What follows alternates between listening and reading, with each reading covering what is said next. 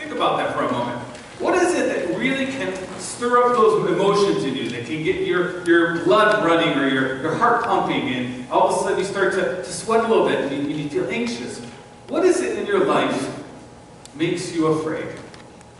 Is it things that are physical, like spiders or snakes?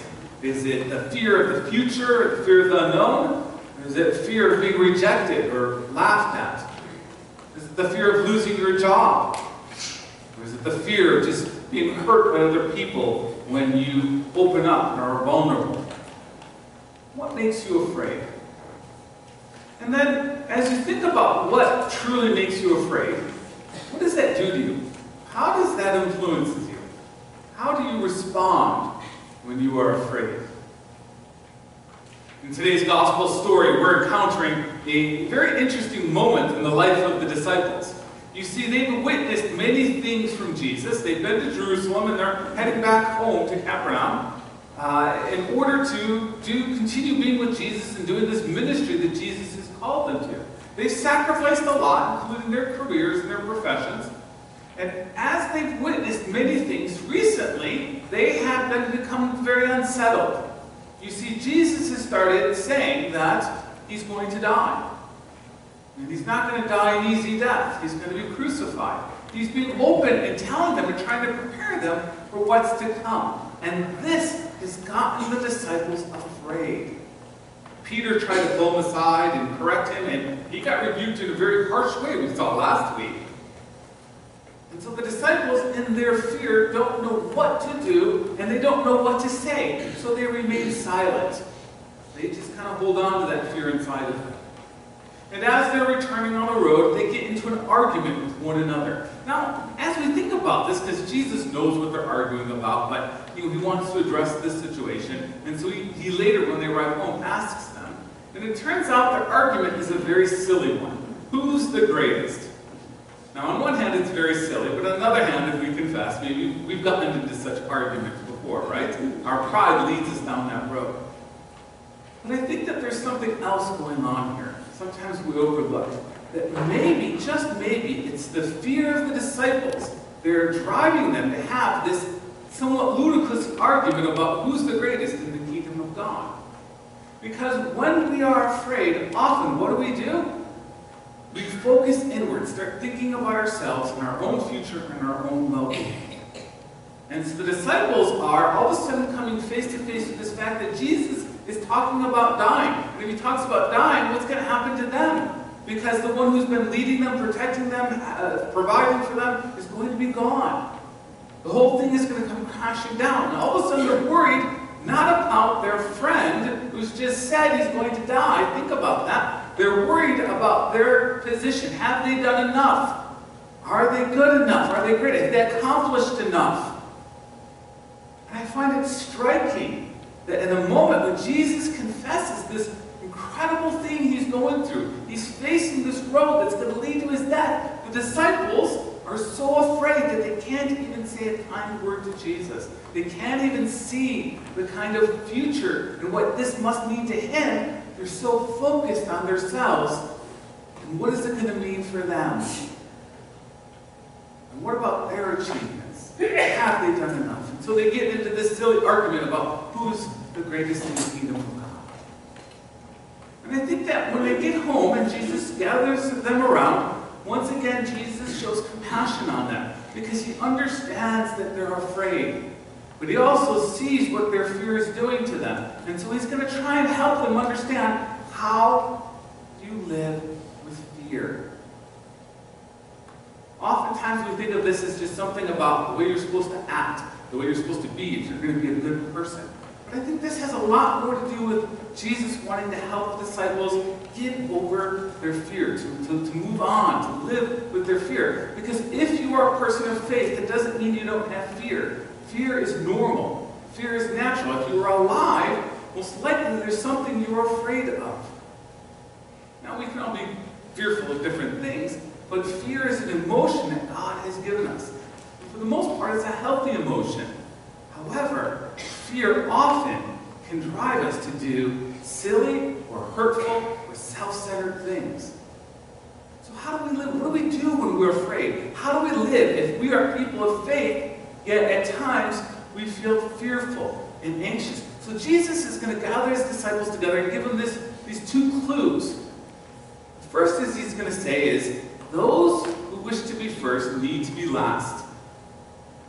Now that makes no sense on it whatsoever, right? If you want to be first, you need to be last, right? He's going to turn this whole thing about how we live upside down. Because what happens when we are fearful, often we get self-consumed. And when we're self-consumed, we become blind to who God is and how God is moving in our lives. So Jesus is going to say, stop thinking about yourself. Take your eyes off yourself. If you're so consumed, you're so focused on your well-being and how you are going to be successful, you're going to become blind. So stop thinking that way. Stop thinking that you have to win. Or you have to be better than other people. Let me give you an example about this. And this is not my example. My wife was just sharing this with me yesterday. It was such a good example. I said, can I steal this illustration? And being a wonderful wife she is, she said, sure, go ahead. My wife has a tremendous fear of flying. She can't stand flying. And every time she even thinks about flying, she starts to become anxious.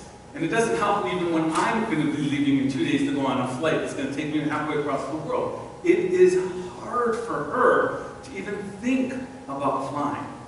Now the problem is that she loves to travel. And she loves to go to different countries and cultures and visit with people. And so she is this contradiction, it's just a position, if I said that word right, I'm not sure, between this fear of flying but this desire to want to go and travel.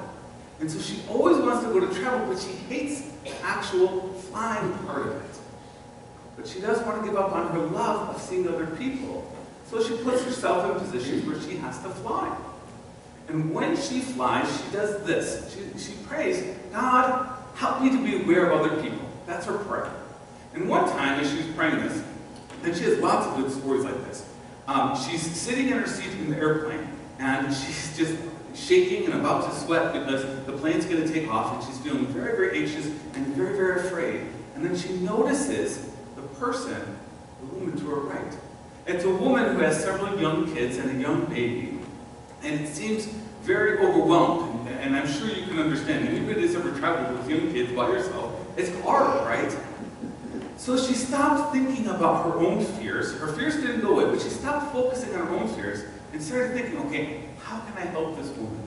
So she starts up a conversation with her. And before you know it, the little child, one of the little children, is sitting on her lap so that the other woman, the mother can change the diaper of the other baby, and they wind up becoming travel companions for the day. Lucy helped her get off the plane, make it to the bathroom so the kids could take care of themselves, and get to her next connection, which is a really difficult place to find.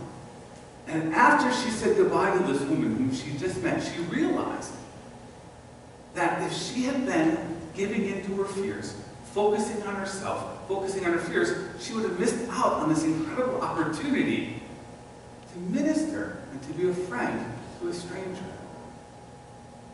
And that's when she realized that all of this fear oftentimes can drive her away from God. And she didn't even feel guilty about that fear, but to open herself up to allowing God to use those situations to shine. And my wife has discovered numerous ways to do that. And they're not big things. They're very easy things actually to do. It's just a matter of maybe taking that first small step to not be consumed with our own fears, not to be focused on ourselves, but to ask God for help and showing us how we can be aware of the people who are around us. You see, faith, because we're people of faith, it doesn't mean that we don't have fear. Faith instead is God's gift to us to help us to live and to move beyond the fear that we so naturally feel in our lives. Too often Christians think that because I'm afraid that means I don't have faith. That's not true. You have faith so that you can live and respond to the fear that comes naturally into your life. And so faith is when we trust God in little ways, in little steps, and we trust in God's promises, so that we do not become overwhelmed or overcome by our very own fears. Does that make sense? Now, Jesus takes this one little step further. Not only does he kind of turn things upside down in this counterintuitive advice about first will be last, he illustrates it by inviting a child whose child it is, whoever happens to live there, to come. And he says these profound words, "Whoever welcomes this child welcomes me." Now, for us, that might be lost, because we always think of children as being precious, or for the most part. We value children in our society.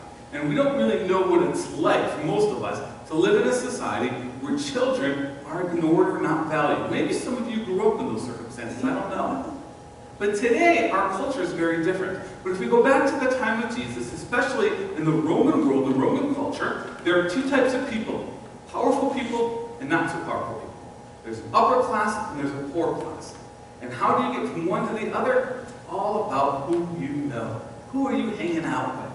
Who are you spending time with? And you use every opportunity you can within that culture to advance yourself through wealth, through whatever social meetings you can, in any way you can, to hang out with the right people so you can advance yourself. And Jesus, once again, is turning things upside down by saying, hey, instead of trying to advance yourself, go hang out with someone who has no value, someone who can't advance your career or your position in society. Go spend time with them, because as you welcome them, you will encounter me. You will encounter God. And the most powerful thing that many of us want is that we want to feel God's presence in our lives. And Jesus is giving us two huge clues as to how we can feel God alive in our life throughout the week. The first, don't focus on being first all the time. And the second is, hang out with things or people that aren't about advancing yourself or your career or your job hopes or your position in society. Instead, embrace those people who are discarded by society or feeling of no value. And in doing so, you will encounter me. Amen? Our takeaways for today: fear ultimately blinds us to God's action all around us. And the second one is, faith is taking a step forward, even a little step, in spite of doubt and fear. Faith is doing even the smallest thing in the hope and trust of God's promise. Let's stand for our song of the day.